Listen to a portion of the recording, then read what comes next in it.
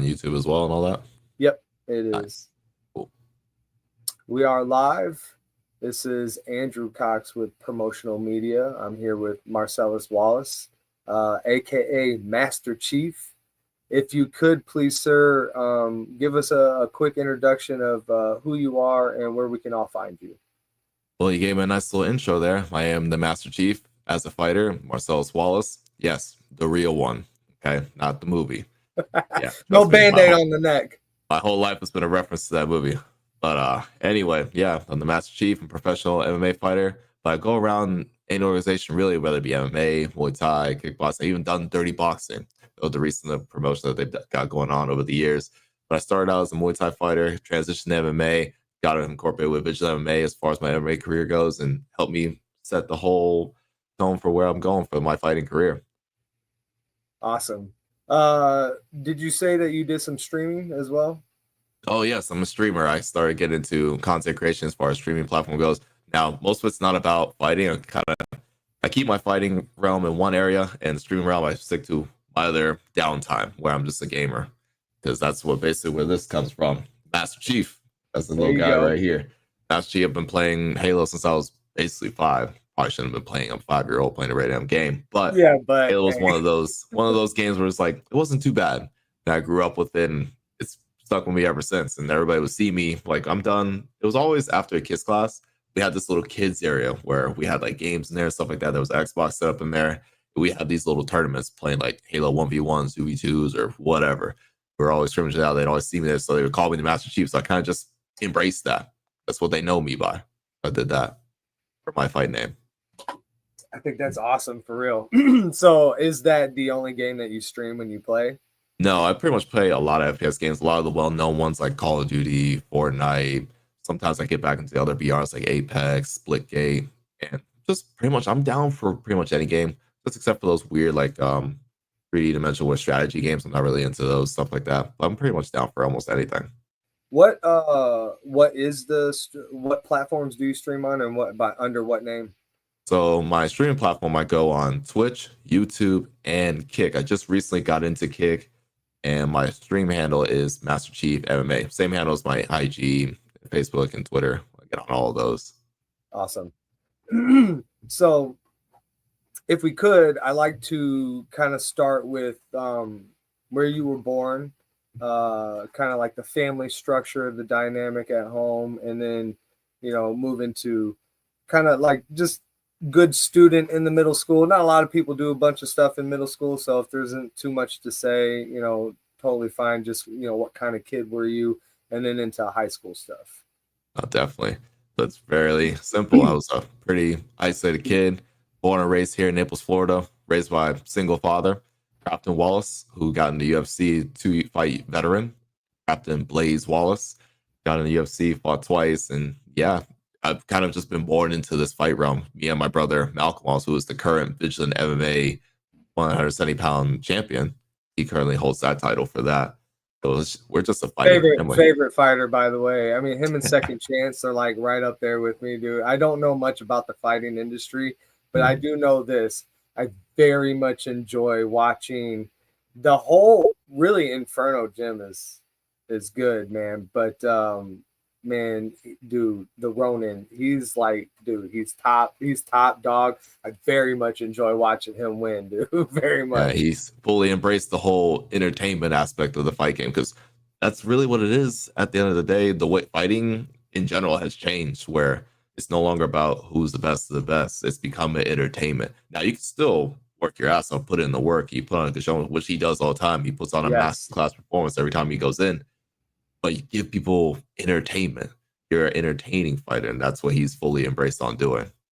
Yeah, dude, very much so agree with that, man. He pops in there, dude, and he's very focused on the win, but in a very stylish way. At least that's what I see. He wants to be perfect, but he wants to be recognized as like, yo, I'm here for you guys. You guys paid money to be here. We're gonna give you a show.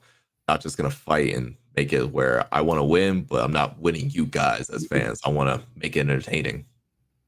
So what kind of structure did you have when you were growing up in the like? So your dad was a fighter all through and through, so you were born into it. What was like your day-to-day life in the mornings and stuff? Like, do you go to the gym? What's going on with that? Well, currently, like, it's a family business, as you could already tell. We're in the fight game. We're constantly either in the gym or just at home, just relaxing, one or the other, or even every once in a while we'll go out and stuff like that. But it's more about sticking to our craft, stay within close to the realm of the fight game, where I'm constantly training people, training myself, and just make sure everybody's staying in the right shape. Like, currently, we got fighters getting ready for fights, so that helps too, where we are all incorporated in some aspect, whether you're a fighter or not. We're all help each other get better. Of course, you get your own solo time every once in a while, but you gotta work with everybody because they're gonna rise with you, and when they rise, you rise.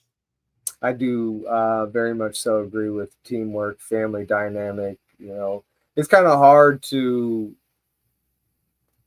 It seems easier these days for families and friends to fall apart, and not stick together. So I think it's very, very important that people get that type of a structure and understand that you live off of each other's successes, and you can pull each other up. It isn't handouts either. Like, if there's a time where you're in need and somebody has the capability of putting you in a position to earn, like, get it. I think that sometimes pride steps in the way also of the ability to build the tribal team dynamic, because there has to be a time where you're down and you have to allow your people to pull you up, and you have to be there to pull your people up when they're down. And I think that both of that require the ability to be vulnerable around your people, So sometimes to be the hardest man in this world, you have to understand where your weaknesses are, Exactly. and then understand where people around you might be able to pull their strength into that part of your weakness. You get a undefeatable team in that way, dynamic family, whatever, Exactly. And take those losses like you won. Like, it's the one thing that you notice a lot in this game, where right now, currently, I'm on a losing skid, but I'm not gonna let that get to my head. Like, hey, I know I'm doing some things wrong. We gotta make those adjustments as we go into it. The one mistake I see a lot of fighters do, even when they win too, they take extended breaks. Like, no, you can't let that stride be done, especially if you're winning. You got to get back in the gym the next day or even 2 days later. We can't take a week or 2 weeks. Now, I understand there could be certain fights where they're rough, you're getting scuffed up, you got bones and bruises, stuff like that, maybe fracture or something. Okay, take your time off. But if you come out of the fight unscathed and very little damage happens to you, you got to get back in there, because you start letting that get to your head. Like you were talking about earlier, where pride gets in the way. It's all right to have an ego, but you got to have that mentality where, hey, you got to stay on track. Can't stick away from the pattern. That's pretty much all my life has been. Just listen to coach / father. It's easier. I would say it's easier when your coach is a family member. And some people think it'd be too much pressure, but you got to accept being pressured in this game, because it's all about pressure mentally and physically. So it made things a lot easier for that. Yeah. What kind of relationship would you have, or do you have, with him, being that he's been your coach and your father the entire time? So does he push you just as hard in life as he does in the gym? 100%.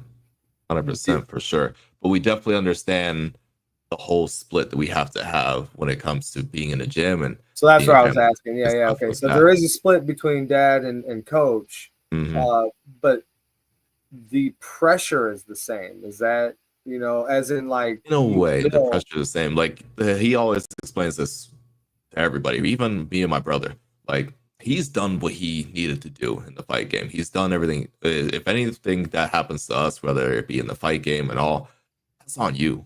Like, fighting is not a team sport. We are a team. Yes, we're a team in front of. We're gonna work together. We ride together. We work with you if you work with us. But at the end of the day, once you walk into that cage, it's all you. Everybody has to remember that. Like, you have your ears, you're listening to your coaches in your corner, stuff like that. But it's your job to execute. If you don't execute, it's either gonna hinder your performance, or maybe you'll even come out winning. But most of the time, if you're not gonna keep your ears open, put in the work that you know you need to do, you're not gonna have great results. I think that totally can translate into life too. There's much support that you can have around you, but in the end, when it comes down to the things that I think everybody has a duty in their life to do whatever it is that your duty is. I kind of think that is on the individual, but when it boils down to what is it, meat meets the grinder or whatever, when it comes down to it, it's your effort. Now, all the things that everybody helped to put into you and all the things that you brought into yourself, this is your time to shine and execute, as you say, to get the plan done. Make it happen. This all that effort, it definitely it ends up from everybody. All the effort that everybody's put into it, it does come down to you in that moment. Now, Exactly. and then if it does turn out not to be a success, it doesn't mean it's a failure. And I think that I listened to Bryson Gray, awesome Christian rapper. And one of the things, and I've heard it in life, but he put it in a song, and now I can only think of him. But take an Versus L as a connects well. lesson. Yeah, take an L as a lesson, not a loss. Exactly. And that's how one of the things where pride does, I think, stand in the way of a man's advancing in life or just getting to that next level is the willingness to admit when you have failed, you have not succeeded in the thing, right? You acknowledge that all of a sudden, and you do it different. Now you've turned that into a lesson to where you win next time. That makes so like if I'm wrong on something, I say information wrong, and then somebody corrects me, and I say, okay, you know what? Now I get it. I was wrong, but now I'm right because I immediately admit that was wrong. But now knowing the information, now I'm right. That's how you turn a wrong into a right, And it's all about accountability to yourself and how much you're willing to, let it's self-recognizing, how much are you willing to let penetrate the pride, or make you not look so good or whatever. I think it makes you look better when you understand. You gotta accept your losses like you accept your wins. You gotta treat them both the same. I agree. You internalize it and you make it a part of the plan for the next step forward. It's just a way to advance yourself instead of holding yourself back. We don't get a lot of that these days, though, man. People get hurt on something like, just whatever doesn't happen. The ego gets hurt, and then they go crawl under the couch, man, and act like a little baby. Yeah, that just start blaming on something like maybe blame it on a coach or blame it on another teammate, whatever it is. Dude. Looking for something to blame it on. Not me. Yeah. Not me. Dude, perfect. I did everything absolutely perfect. It was everybody else around me that just didn't do it, So I think that's sad when a person gets to that point. But we do see it a lot in life. So what kind of school, like what kind of student were you, growing up in middle school, really before the high? Yeah, definitely. All my school life was very isolated. I had my friend groups. I never really stuck to one. I was always bouncing around, but I was definitely keeping to myself majority of the time because I knew if I did anything wrong, I already know who I'm going to answer. I'm not worried about no teacher, nobody in school, nothing about that. I'm worried about that person I'm going to be going home to. Like, nah, stay on track, do what you need to do, and the path to success will be there the whole time. So curious, where was mom?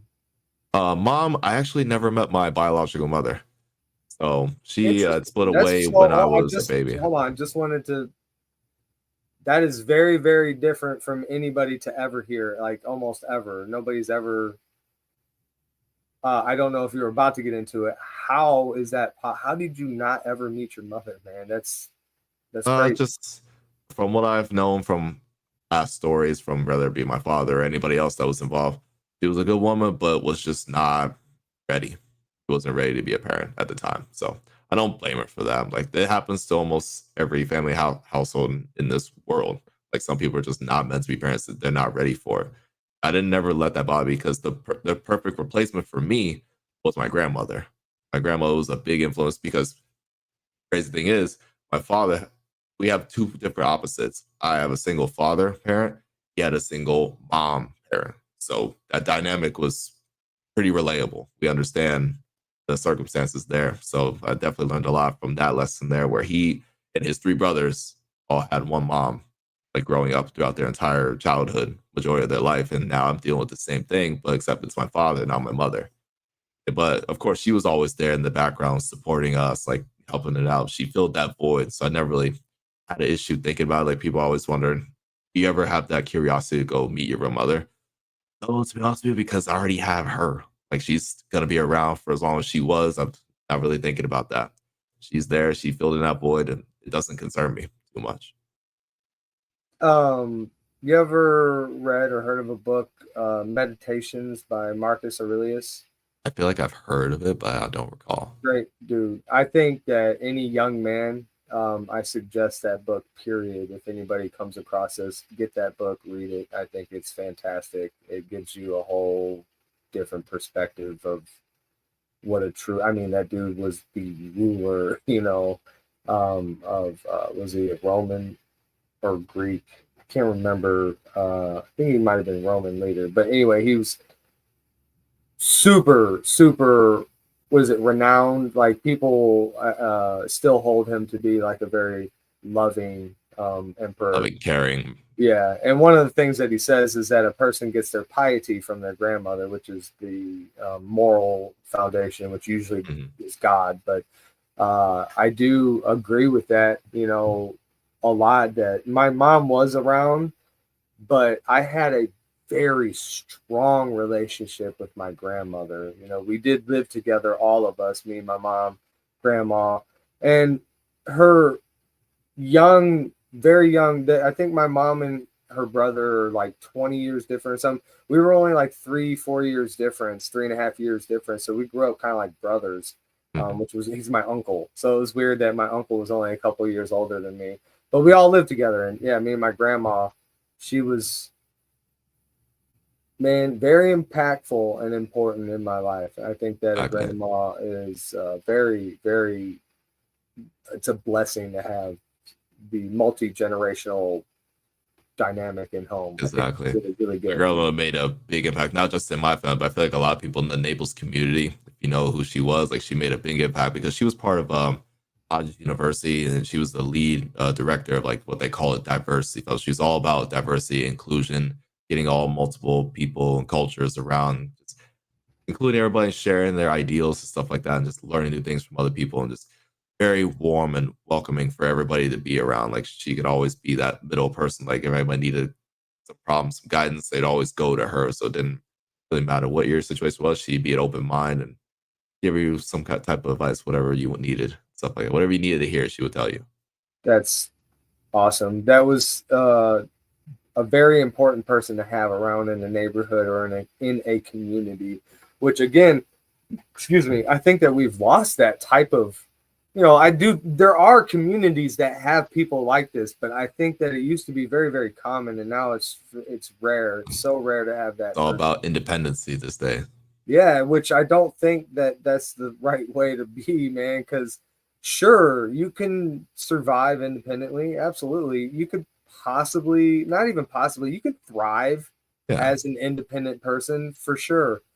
But in what aspect of life is really the important thing? So me personally, I think that the family unit is the best place to actually thrive in, and I don't believe in it just being blood related. I have an adopted son.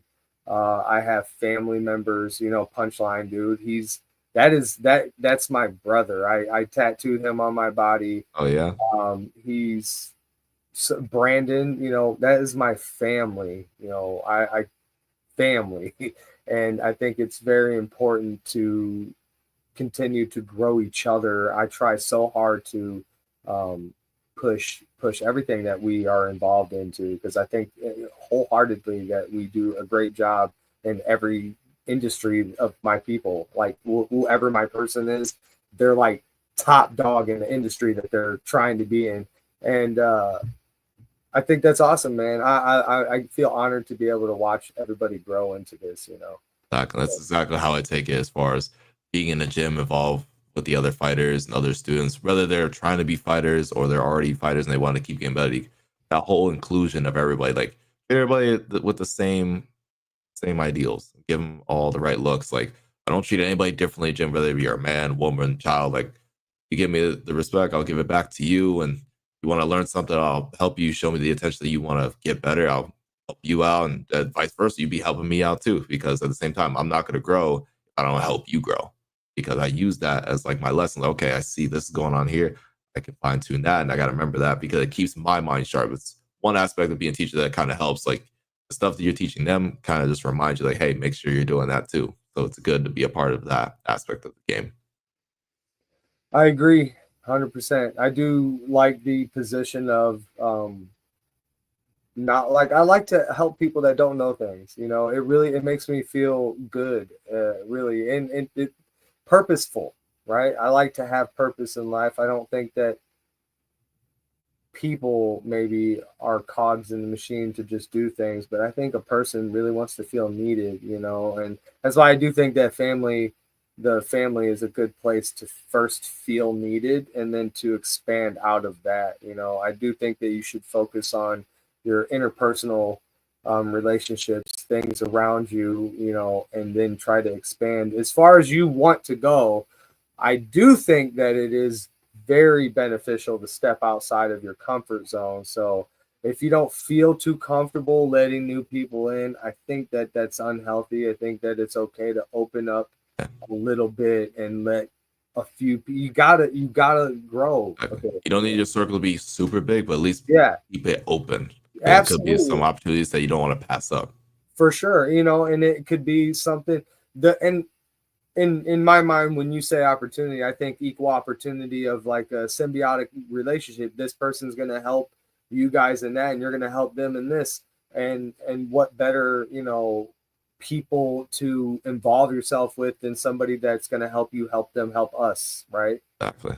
So yeah, I agree that it definitely doesn't have to be a large circle. I think that the bigger the circle, the more chances is that you're going to get somebody in there that's not 100%. Taking a big risk. It does get risky. I do think though, if you start very, very young and you start very slow and growing, I think that you can maybe get into a place where everybody is super, super picky. And then it can grow to a large, very large circle, but of a very tight knit, trustworthy group or community, you know, because everybody was very vetted and trusted before let in, you know. So again, that's why you leave the door open, because eventually you'll look around and be like, well, it was a small circle, but now, you know, but we're all pretty solid, so that's okay. All right, I'm all right with that, you know. So yeah, it's good when it works like that. So when you got into high school, or I guess I kind of wanted to ask a bit with the just dad being at home on that. You had grandma there though, right? So was that it's similar to your situation? A lot of the family was together in the same house, so it worked out a lot. There was a bit of a break in between. I would say probably near middle school, we kind of like split off, and then we came back when it came to high school. We kind of just brought things back together like that, and it worked out well. Did pretty good. Why the split? To be honest with you, I think it was just moving situation. There was different job opportunities for my grandmother at the time and stuff like that. And we just had to split things up a little bit, but then things started split as in she wasn't no longer in the home. And you guys had I got you. But no family disputes, nothing like that. We just had different opportunities came up. So everything was good like that. Which does happen, you know, a lot, man. Jobs will take families from people all the time. You know, sometimes it's a good thing, sometimes it's not so good. But exactly. Luckily things turned out good, and we kind of was able to get back in the inclusion of things again. So it worked out well. Did good. When when you were in high school, well, again, I guess I keep on jumping over to that. Just when did you start actually getting into the cage? And funny you asked. It was right at high school, because okay, that's I knew it was okay. Exactly. My father was like this: hey, either get into a sport in high school or we fight. I'm like, okay, start fighting. But a lot of the time, like, okay, I'm gonna be real here. Fighting was not my thing. I did it to stay active, but it was never like, oh, I'm ready to go do this. Like, nah, it was like, because you're always around it, so you get bored of the things you're constantly with the whole time. But then eventually over time, you don't think about it as a kid. Like I see it all the time in my kids class. Like you can tell which kids want to be there, which kids don't want to be there. But the funny thing is, the ones that want to be there, they eventually fade out. The ones didn't want to be there, they're already gone before. They come back hungry. Like they want to come back and do it some more. And that's kind of what happened with me in a sense. What really ignited that flame was that first fight.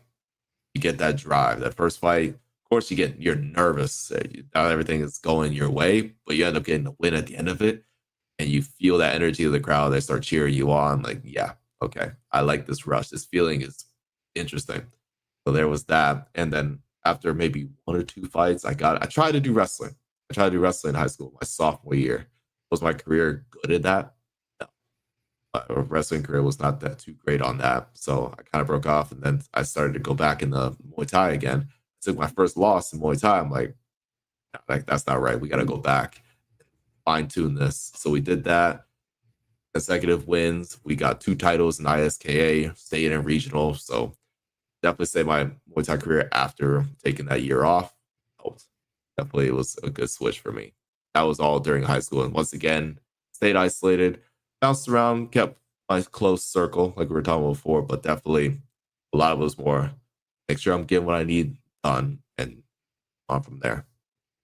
How's was the wrestling? Because I mean, you need to work on ground game.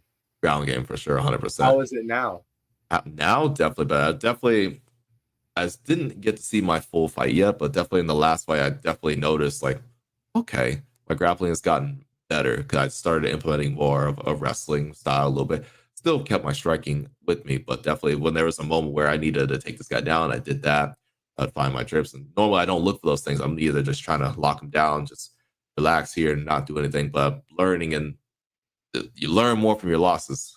You learn like, hey, I can't stay here too long. I'm losing on points. I got to start creating these situations where I need to scramble. I might have to take a risk and leave something open for this guy, but I find a way out. And that's eventually what I did. It took me by surprise how easy that was for me to do and execute that. Like, okay, I guess got to believe in it more. That's the one thing I feel most fighters need to do. Like, you need to start believing in your training. Some people just will take these lessons for granted. They think it isn't going to help them, but then when they see it starts to work, you start trusting. You're teaching that, hey, this works. We can do that. Now, I did everything right. I lost by a few points, but hey, we got into a lesson for the next one. That's all it is. Do you know who Alon Cruz is? Yes, I have heard of him. Yeah, so I just did, man, technical difficulties were so bad on my end, and I had to do it with my phone instead of my laptop. And the sound quality is the worst. It's so bad, and you can hear his echo, and I'm like far from my phone, so the mic didn't pick me up sometimes. Oh, and no, I'm yeah. just, dude, it was so bad. And he came on, man, and did an interview with me, dude, and it was in that way, and we didn't know until the end, until it plays back how bad it was. It was so bad. But anyway, one of the questions I asked him, I think he started off in wrestling, and I was asking how important did that translate to, the UFC stuff that he went into. He's like, very. He said ground game is probably one of the best foundations that you could have. I'm not saying that it is the thing that you should have, but he's saying like that's one of the best starting points if you want to get into MMA is to learn how to get that ground game on. So yeah, would you agree with that? I would definitely agree. That's one of the main pinnacles of the game because you see it in almost every fighter now. A lot of them have a good wrestling base, or they have a good jiu-jitsu base, and that translates well. Primarily for the wrestlers learn how to better control. Don't get me wrong, jiu-jitsu players know how to control people too, but a lot of times it's control, lockdown. You may find a submission there every once in a while. Wrestlers, they don't like being on their back. I don't like that at all.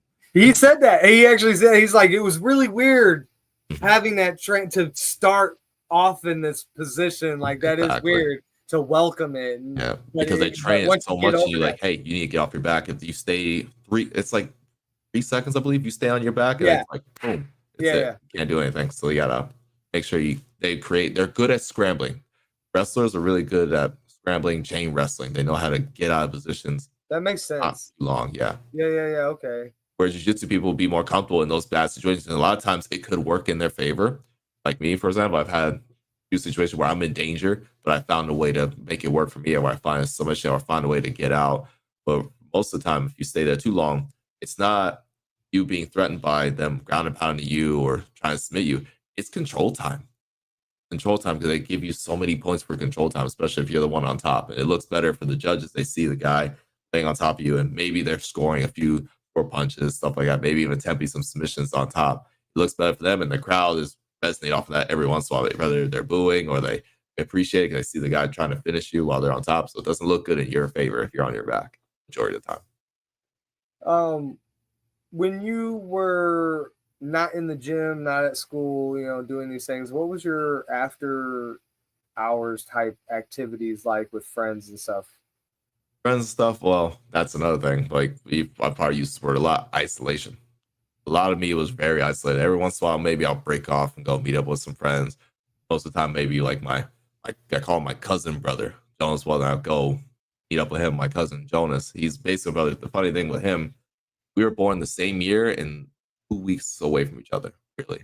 So we're very connected like that. I have a brother, Malcolm Wallace, but definitely he is pretty close, like a brother too. We're all pretty in sync like that. We are family, but he's a brother too, like that.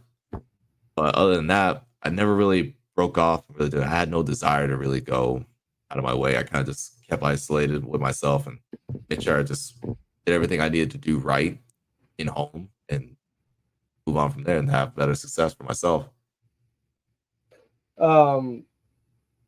Yeah, okay. So kept yourself a little busy, at least in the gym, and when it came down to it, I mean, not much risk in friend dynamic, house parties, things like that. Didn't do Exactly. I never really got into that because that was the other thing. I noticed it right off the gate, not even during like school time, but it definitely settled with me after high school, where a lot of people I know started doing their own thing. They broke off and started having their success. But a lot of the things that really struck with me, who I thought, in my opinion, were like good kids, they're gonna go places with this. I start seeing them on Facebook headlines or Instagram media. They're either dying. This was getting dark. They're either dying or getting into drug use, stuff like that. Like, man, this is not how I envisioned them going after this. Like, okay, like what I'm doing, I know I'm doing everything right because I could be in one of those situations, which is scary. I'm gonna just stay with this and not break away. Stay focused. I think that's very wise for a young man to figure that out. I not similar, but similar. So I was just talking to my wife about somebody was doing something like flips or whatever, and they broke a bone or something. I'm like, man, I never did anything like that. Never. I was a very risky kid growing up. I did a lot of, I mean, I was homeless out in Las Vegas for a good portion of my life.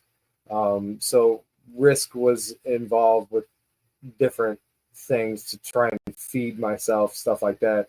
But I would watch people doing flips on trampolines and, off of diving boards, but I seen them break their arms, smack their face. I'm like, Yeah. I'm not going to do that. I won't even try. I don't even want to try it. To this day, I have never done a backflip off of anything. I've never done a backflip. Don't have any interest.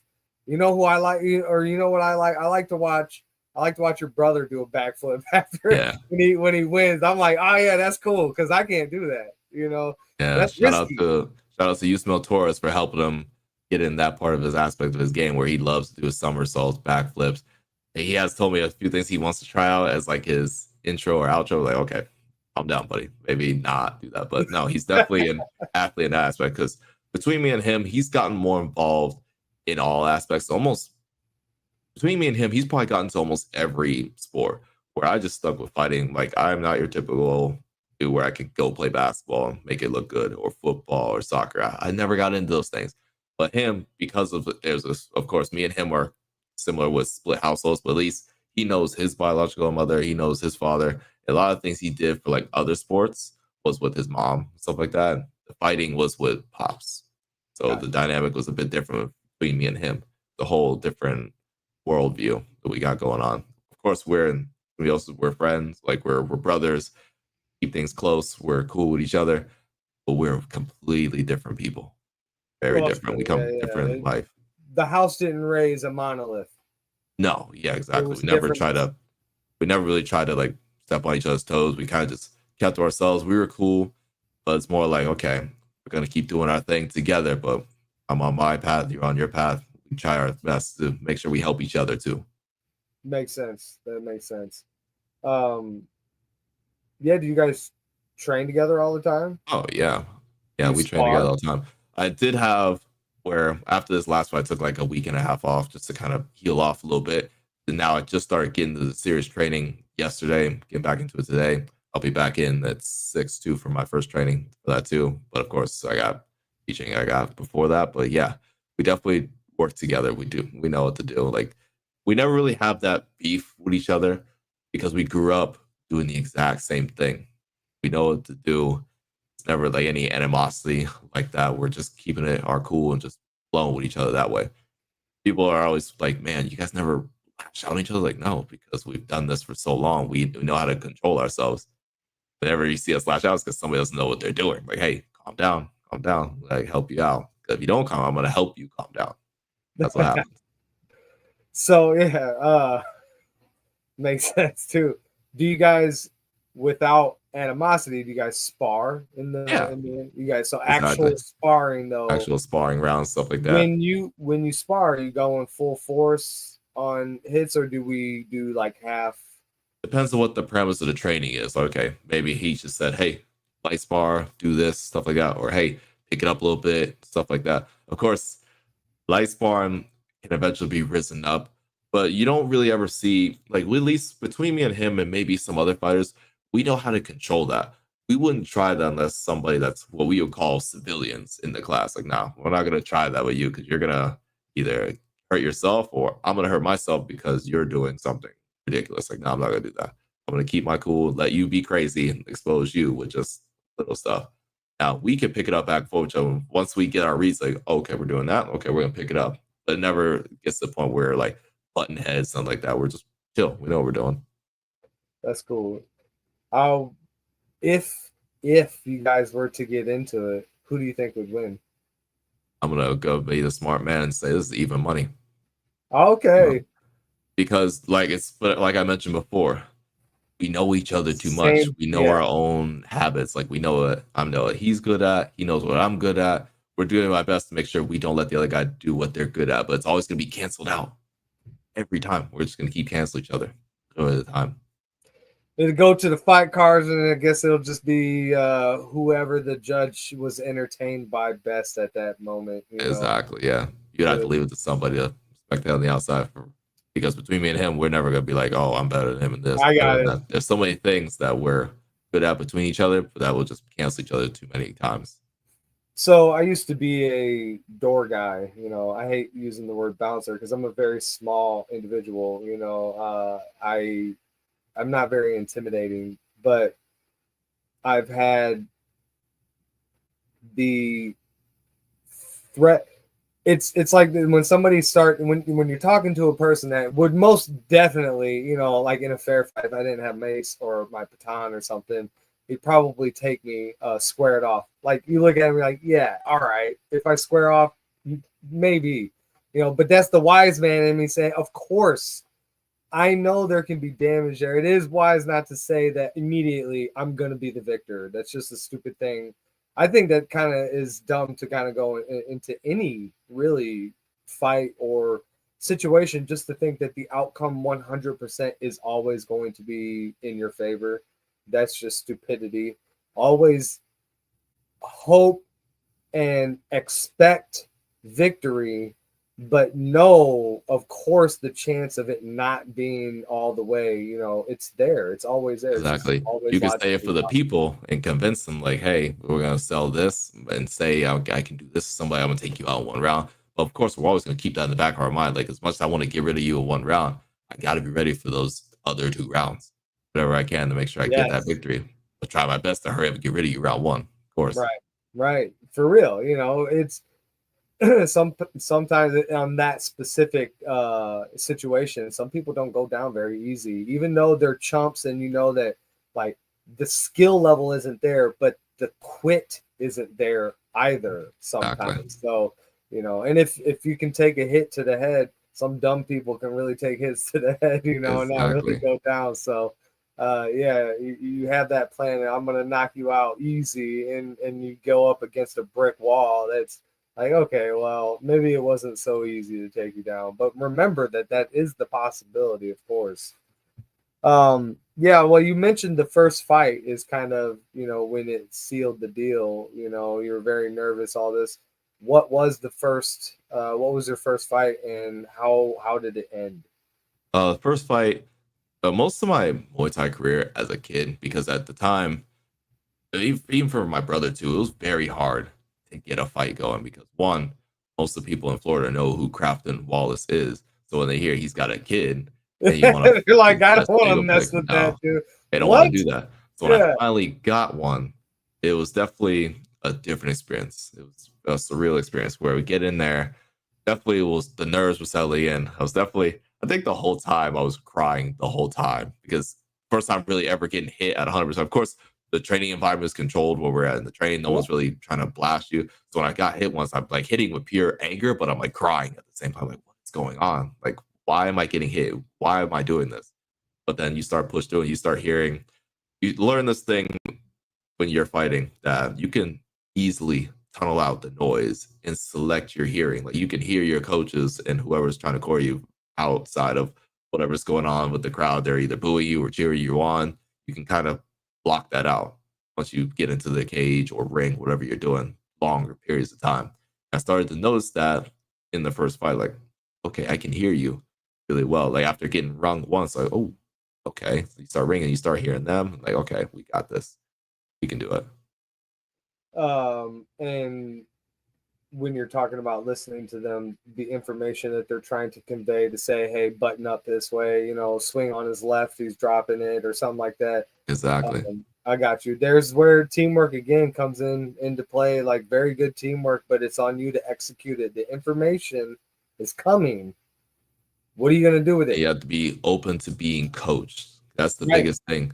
You got to accept being coachable because you just think everything your way is perfect. That's the one thing that gets scary when people start getting these wins. Let's just say the fights have been easy, getting those first round knockouts almost every time you go in there.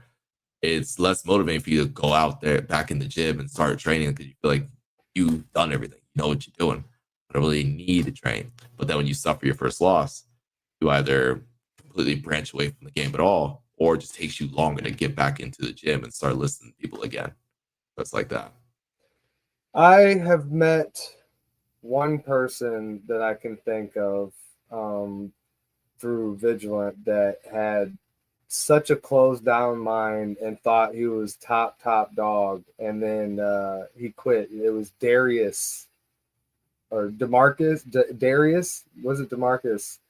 I think The it was guy, Darius. yeah, It was Darius. Yeah. the I think I know who assassin. you're talking about too. Yeah. And he just quit. He fell down. He got hit, and he got down, mouth guard on the ground. Because I was just watching the highlight of that one, like yesterday.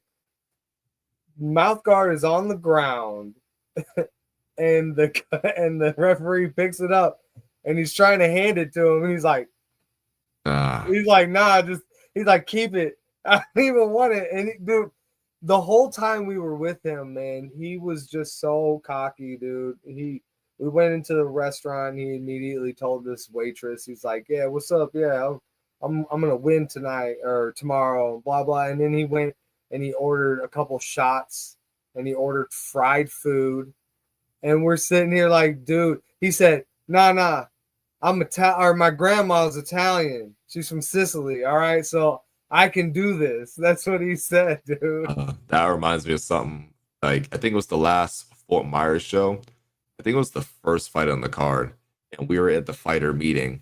And during that fighter meeting, there was a fighter on there who was first fight, awesome black kid from Fort Myers. And I think this dude was parts unknown. And first thing I see is I'm starting to smell something while we're in this fighter meeting. I see this dude's eating like ribs and fried like French fries and all that nonsense and things, mac and cheese. Like I see him eating that, and I can see his build. Like, nah, you're cooked. And I told his buddy, he was in our corner.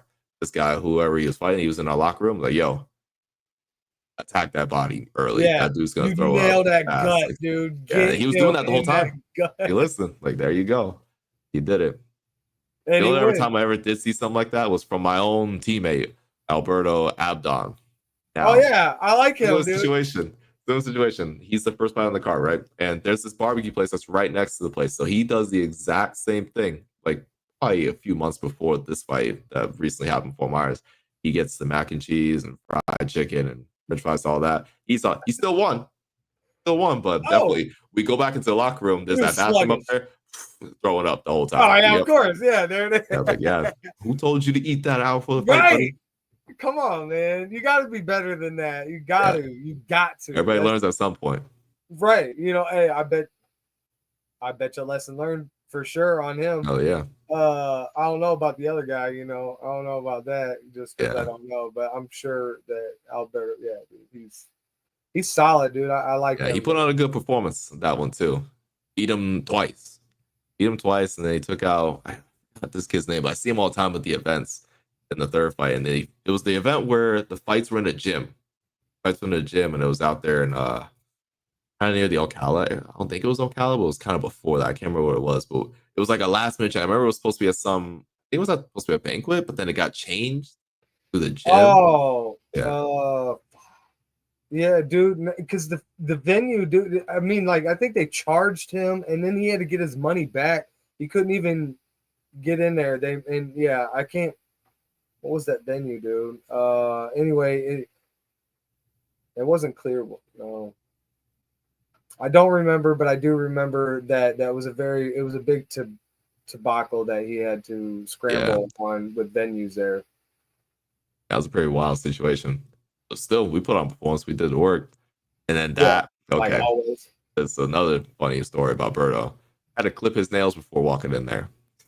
Like we're at the ring. We're at the ring. You got to clip his nails. That was funny. What you know? What that is the thing. What is it with men that don't clip their nails, dude? I'll Oh, see trust me.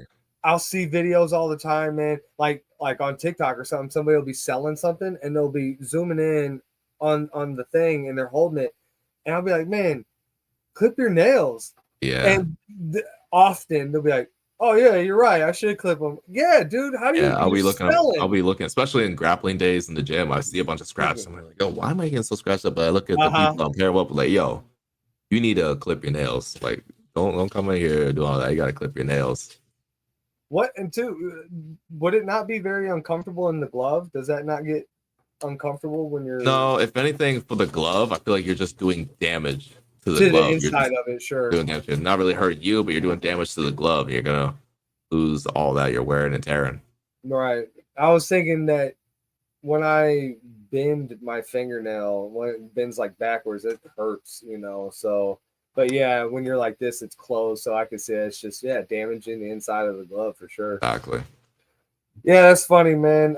You see a lot of people not prepare. What do you do to prepare yourself for a fight, man? What's your like ritual? Well, pretty much do what I normally do. Just train twice a day, out 6, 7 days out of the week. Do at least 6. And definitely every fighter should be doing this 2 a days at least. No matter how many times you come into the gym throughout the entire week, you gotta get you 2 a days. The ones that do that much work are already a step ahead of the game. Because you gotta think one day you miss, your opponent's doing training that day. I don't know if it's exactly doing it. I can't envision what he's doing. I'm not telekinetic, but I know if I skip this, he's doing more than me already. That's the mentality you got to go into the game. And definitely, I like a month and a half window at least. Some people like 2 months. Some people can work within a month, 2 weeks, but definitely a good month and a half of a training camp is good enough. But you got to put in the work in all aspects, whether it's strength, conditioning, cardio, get your technical work in, sparring work. Got to get all that implemented in your training sessions. What space in between your fights is there if you're doing, some people do 2 months, a month and a half? What like do people like how many fights a year does a typical fighter like to get into?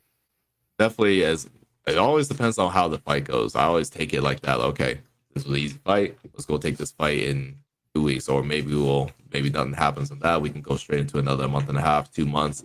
But definitely, I would say at least 3 fights a year, if not four, is good enough for both fighters, whether you're amateur or pro.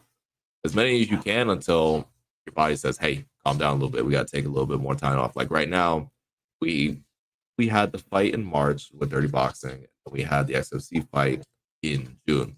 It's a good window. Nothing wrong with that.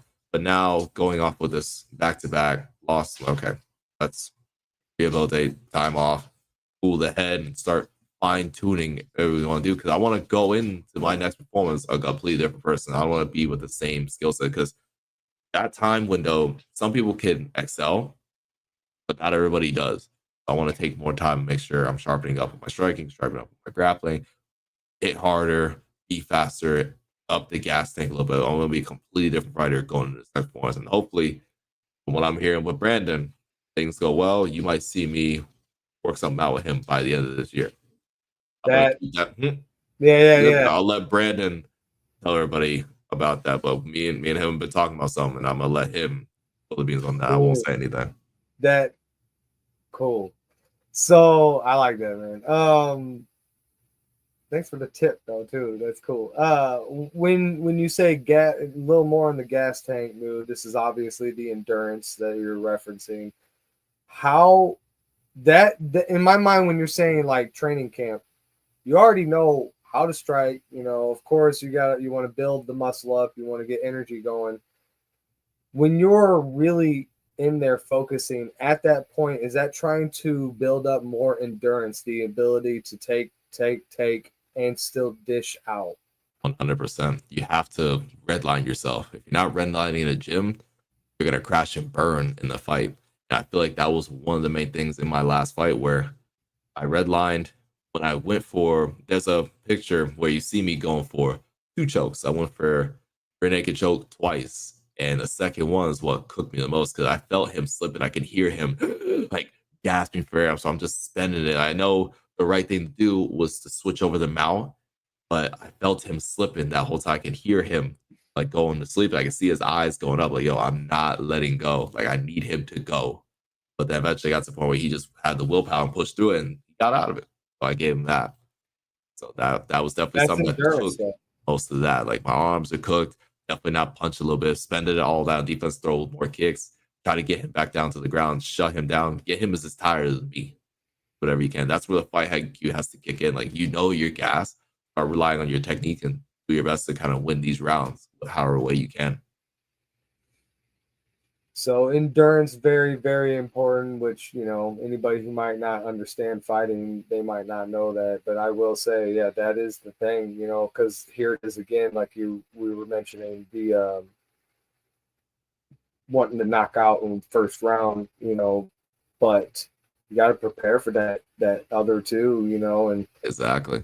It gets intense. You get gassed out bad, and you have to add that energy. Especially if you already got clipped, you got dropped in whatever scenario, or maybe you're just getting pressured that entire round. How are you going to keep up with all that pressure that you were just dealing with? Especially because he's not going to do the same thing again most of the time. He may pressure you, but then maybe he's going to change something around. So you're expecting him to pressure you again. Like, no, he's going to recuperate and he's going to make you chase him. And that's even more gas you're spending because you think you have the advantage. You think he's tired. He played you. He read you. He knows exactly what you're going to do. That's what he's doing. So I don't remember if you had said what was the end of that fight, your first fight. How did that the first fight? Well, we went the distance. It was pretty much back and forth between me and this kid. And these fights, the first fight I ever had was only 2 rounds because it was called an exhibition. Because I was 13, reaching 14, he was around the same age too. And most of the time, these kids would never take fights that are sanctioned. Like it was a sanctioned fight, but it wasn't going on your record. And that's how I was getting most of my training fighting going. Like I was never getting anything on my record as a kid, but I will at least staying active and knowing how to control the pace of the fight. So when it starts to matter, I fight better. And I know how to win these fights now. So we're doing that. It was nice target practice. I would call it that. Target practice, I like that. Target practice, getting it to the end, man. What moving forward helped you continue to grow the skill? Like, What were you focusing on when you first walked out of that fight? What was the thing that you thought you were slacking on that you built up the best, that you kept putting This the past effort fight in? or the first fight? The very first fight. Very first fight, yeah, definitely another situation where I felt like cardio played a big factor. I was doing a lot of stuff to uplift the gas, but definitely it wasn't necessarily I was tired. It's those fighter nerves where you're mentally fatigued. You're not physically fatigued. It's just your brain is not keeping up with everything going on in there because you're just so overwhelmed with all this new stuff you're just getting into. Like you're into this hard training, sparring in the gym, but it is not the same when you go out there. That's where people get all weirded out, like they're not doing well with crowds. Like you can perform well in the gym, and lights get on you. All of a sudden, they don't know what to do, and that was kind of that feeling in a sense. But of course, I'm still sticking to everything I know. But definitely, it was a surreal experience where I had to get in there and do what I normally do at a gym, but in front of a bunch of people I don't even know. Yeah, that would be nerve wracking, dude. First time I ever picked up a camera and went out in public recording, it was like you can't really find pictures of me young, even really now these days you can't really find many pictures of me. I'm not in the spotlight type of guy. In Exactly. parties, you'll have so many, my friends will have pictures of all these parties I've been to, but I'm not in any of them, because Yeah, I'm off in the corner chilling out. I watch. I don't like being in the middle of the crowd, dude. You see a lot of exactly. The dangerous. observing type, Yes, the dude. observant listener. I would definitely say what you just said right there and what you're expressing is what I pretty much do my entire life. Like there isn't a whole lot of between my younger years, like elementary and from middle, maybe getting close to high school. You don't really see much of me anywhere. I wasn't unless you see me in like a fight photo. That was it, or just a training pic. That's all you really ever gonna see me there. Most of my youth, you're gonna see me with a pair of gloves on. That's it. Right. It's something I just never really I wanted to be impactful into people around me, but I didn't want to be the center of attention ever. I never really saw good come out of people in the center of attention. Even, celebrities, they never do good. They're Oh always no, like pressured, drug addicts,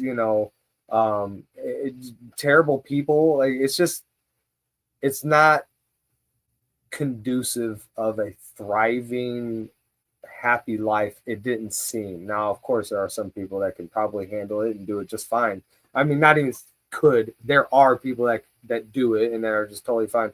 But yeah, I never thought that that was something that I needed to do. But then I started gaining popularity out there with it, and I had to become very comfortable with being on camera, and yeah. my voice being heard, and um, also the risk, man. Like you get people. Did you ever get people that like stalk you and try to, say that you're bad for the things that you do fighting? Because I'll have people come at me saying that, how can you be a religious man yet you're involved with this fighting and stuff? Like, what the fuck are you talking about? Yeah, never really had that situation. It was more a lot of times my entire youth was a kid having a parent who knew who my dad was. That's what it Yeah, was. there you So go. you No never way. really Hey, had hold on, that hold on. issue You're this having fun. kid. You're like, my dad can beat up your dad. Yeah. Nobody argued. They're like, No. There I, was never that. And I never really put it on anybody like, yo, I never really pushed myself like, yo, I know how to do this. I always kept that information to myself. I didn't want to tell anybody that because if I started telling people that either they're gonna try you or they're just okay, stay away from you, stuff like that. sure, sure. I can see Be that. welcoming, like whenever somebody did come to me, I would like talk to them, stuff like that. But I never really went out of my way to go seek something, whether it be trouble or good. It didn't really seem like that for me.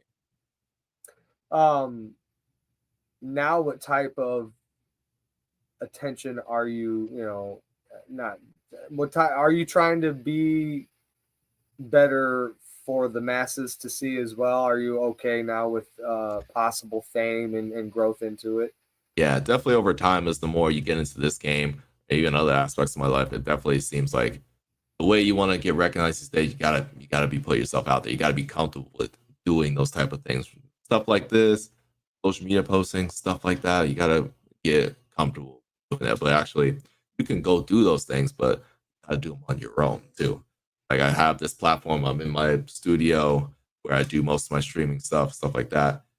You gotta be comfortable having that, even if nobody's watching you. Like only even if it's a few of you, you gotta be comfortable having a conversation, whether it be Sure. yourself or people you're interacting with online, stuff like that. I That's all it agree. is. Kind of like what you said earlier, before streaming, got to start somewhere. Everybody's from the beginning at some point. You don't just start successfully. It just doesn't happen that way. Exactly. Have confidence in yourself. I feel like a lot of my friends, like I have a couple of buddies that I be game out with, stuff like that, and they talk about how they want to do this, but they're not ready for it. Like they're not ready to be putting themselves out there. Like I even told them, like there's like in the stream business, it's easy for the stream business when you're a gamer. You don't need your face. That's the one thing True. people like.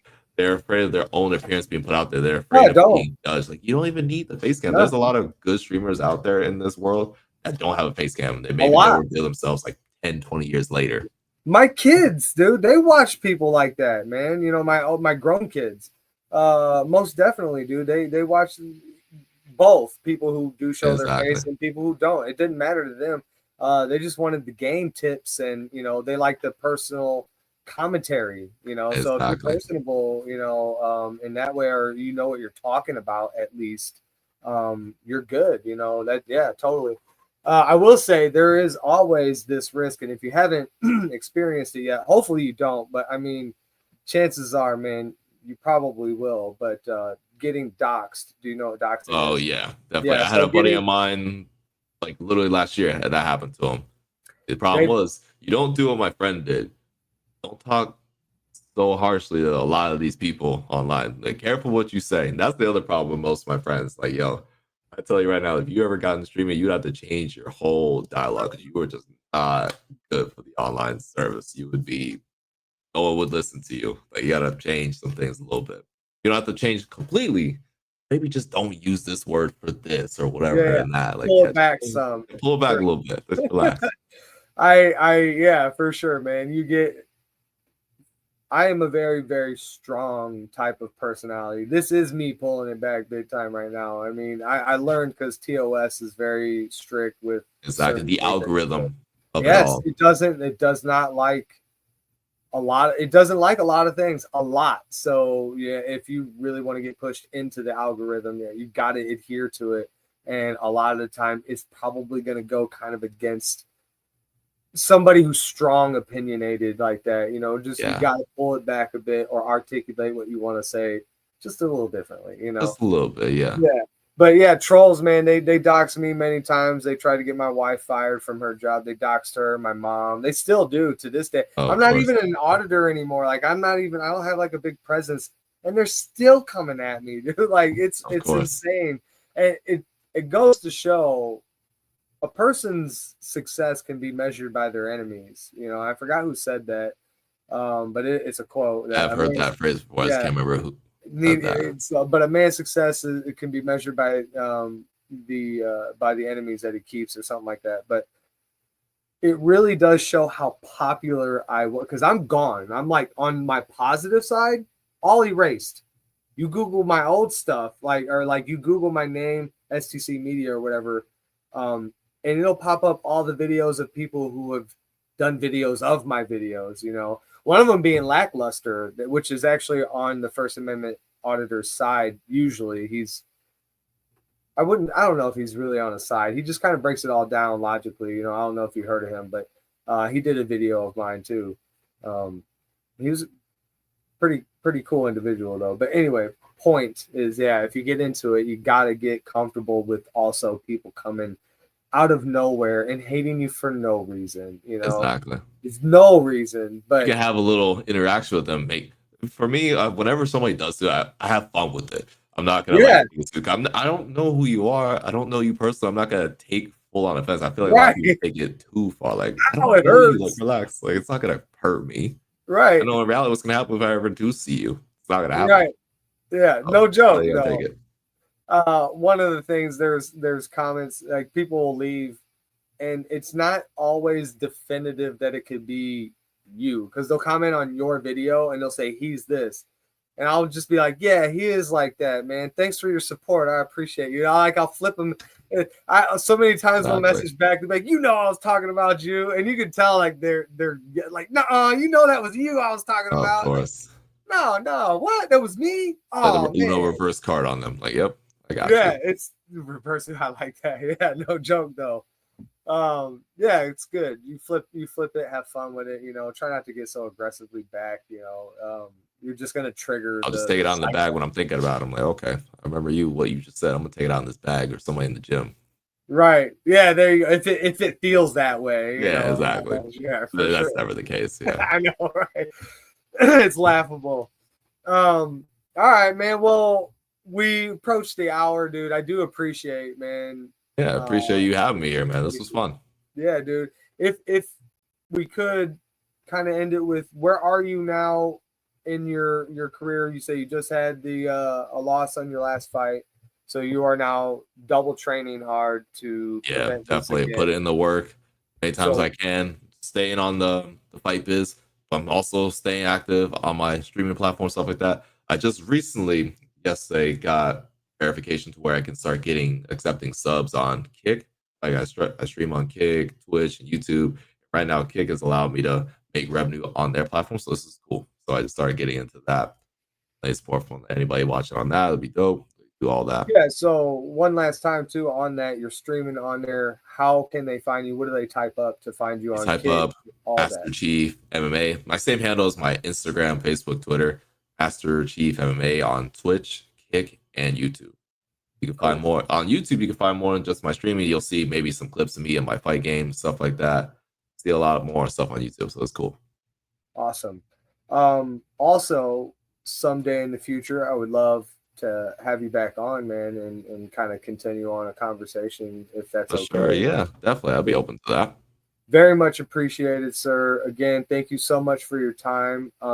Man, get in there, get that training done, dude. We very much all love to watch the Inferno Gym just plow through the competition, dude. That's like Exactly. Win, lose, or draw. We're gonna make it entertaining, no matter all the what. time, all the time. You guys, because you put in the work, man. All through all aspects of it.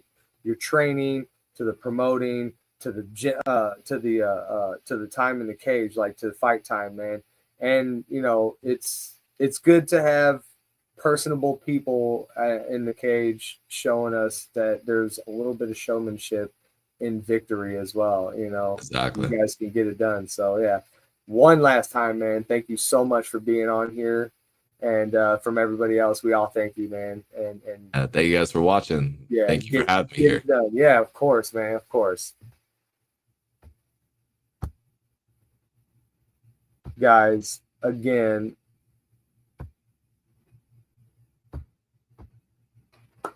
another one. Fantastic interview. Incredible person. I am so honored to have excuse me, to have all these people in my life and willing to come in and have these conversations.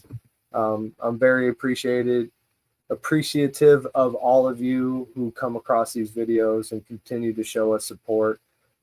Please continue to tune in and see the things that we have in the future. It's going to be, you know, a good growth. We have a great stack of people who are willing to come on and tell us a little bit about themselves and kind of take a stance on the people that they are. So, yeah, man. Thanks so much again, Master Chief. Thank you. And everybody else, thank you. We will see you on the next one.